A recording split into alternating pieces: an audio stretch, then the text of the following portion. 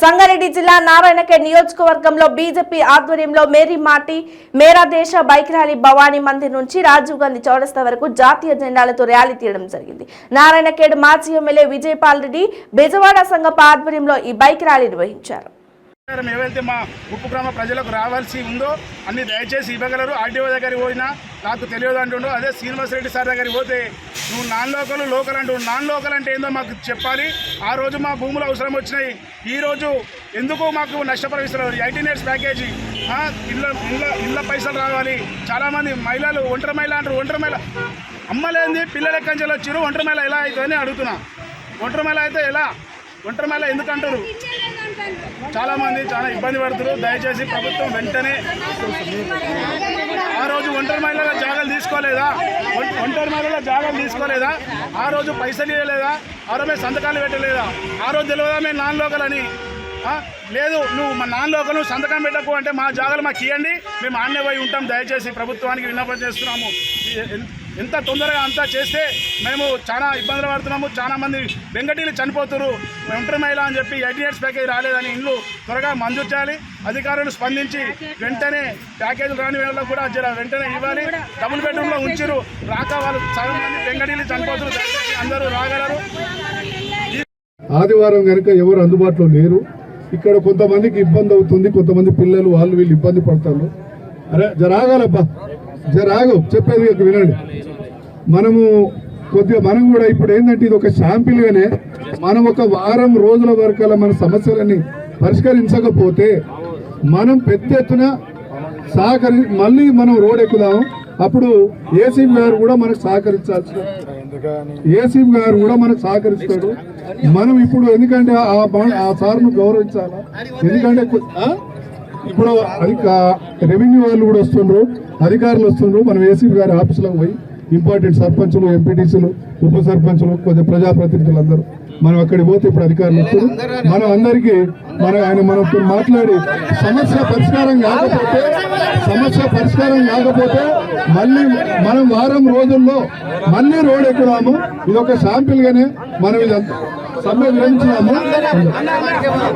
వెనకాల బస్సులో చిన్నపిల్లలు బస్సు అట్లాంటి సమస్యలు ఉన్నాయి కాబట్టి దయచేసి రెవెన్యూ ఆఫీసర్స్ తో పిలిపించి ఈ రోజు మాట్లాడించే బాధ్యత నాది వ్యక్తిగతంగా. సో దయచేసి మీరు నాకు కోఆపరేట్ చేసినట్టయితే మనందరం ఒక్క నిమిషం దయచేసి టైం ఉంది.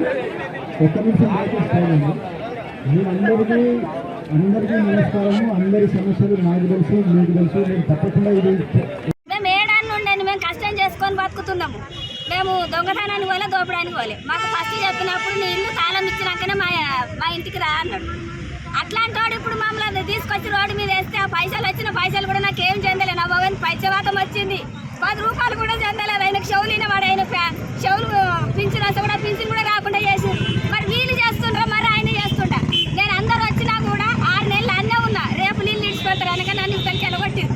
సామాన్ అంతా అన్ననే పోయింది, బియ్యం పోయినాయి, సామాను పోయింది. నా కొడుకులకు కాకుండా అయితే పిల్లలు కాకుండా నా మగని ఇప్పుడు నాన్న ఇచ్చిపెట్టి వచ్చిన సగం దూరం తడిసి వచ్చి దయచేసి ఇప్పుడు 3 ఏళ్ళ వాళ్ళ ఆఫీస్ చుట్టూ తిరుగుతున్నాం. నా కొడుకు నేను ఇస్తా అంటారు, ఇయ్యనని అంటలేరు.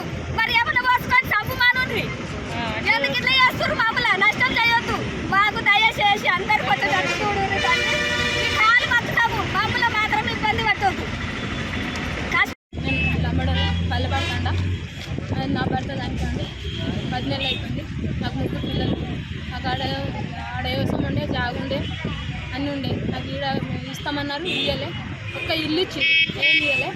మా భర్త ఇల్లు ఆడికైనా లేకపోచ్చినప్పుడే మా భర్త చనిపోయిన 3 సంవత్సరాల కొద్ది ఇస్తామంటారు. ఏమి ఇస్తలేదు. 3 పొరగాలు, 2 ఆడి పొరగాలు, 1 మగ పొరగాలు. చిన్నగా ఉన్నాడు బాబు. నా పరిస్థితి ఎట్లా? నాకు ఇల్లు పైసలు రాలేదు. నా గురించి ఏది పట్టించుకుంటలేరు. సర్పంచ్ పట్టించుకుంటలేరు, ఊరోళ్ళు పట్టించుకుంటా లేదు. నా చిన్న బాబు ఉన్నాడు. ఆ బాబు ఎట్లా బతకాలి? ఒక ఇల్లు ఇస్తే చాలా సార్. నాకు ఒక్క ఇల్లు కూడా ఉంచుకోమని చెప్పు సార్. ఆయన మాకు అన్ని వాళ్ళు ఇప్పుడు దాకా 10 నెలల దాకా నాకు పింఛన్ కూడా లేదు. నాకు 10 నెలలు అయినా మొగోదాన్ని 10 నెలల దాకా పింఛన్ కూడా లేదు. ఇప్పుడు దాకా నాకు ఇల్లు పైసలు కలిపి పైసలు కూడా కైకిల్ చేస్తున్నాను. అన్నం కడుపు లేదు, తిన్నామంటే కడుపు లేదు, రాసం లేదు. మరి ఆడు ఉంటే మేము ఏమైనా చేసుకొని దాసం మాకు ఉండు. మా ఇంట్లో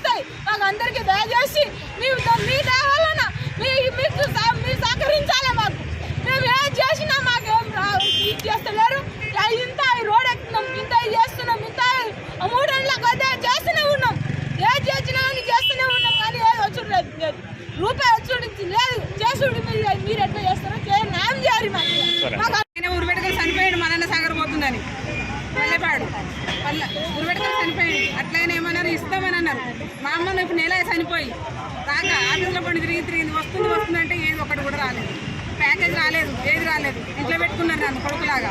ఇప్పుడు ఏది రాక మా అమ్మ నెల చనిపోయి ఏది రాలేదు. మాకు ఇంతవరకు కూడా అమ్మనైనా రాలేదు. ఇద్దరు చనిపోయారు. మాకు ₹1 రాలేదు. ఇప్పుడు కూడా ఇస్తామంటారు. ఏది ఇచ్చాడు నమ్మకం లేదు. మరి మమ్మల్ని ఏం చేస్తారో అర్థమైతే లేదు.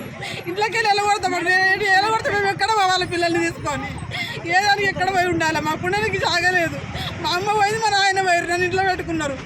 ఏది రూపాయి రాకుండా చేసారు. ₹1 వస్తలేదు. తిరుగుతా ఉన్నాం ఆఫీస్లో పొంటి. గుండె వరకు మా అమ్మ చనిపోయిన 4 రోజులు అవుతుంది. నేను ఇవాళ వెళ్ళిన బయటికి మా అమ్మ చనిపోయినాక ₹1 రాలేదు. దయచేసి నాకు వచ్చినట్టు చేయండి. అందరికి వచ్చినట్టు చేయండి. నాకు ప్యాకేజ్ రావాలి. అందరికీ రావాలి. నాతో పాటు ఎంతో మంది అందరికీ రావాలి. అందరికీ రావాలి. అందరికీ కోరుకుంటున్నాం. మళ్ళీ అందరికీ రావాలి. మా అమ్మ మా నాయన అందరికీ రావాలి. నా లెక్క అందరికీ బాధ ఉన్నది. నేను ఈ రోజు రోడ్డు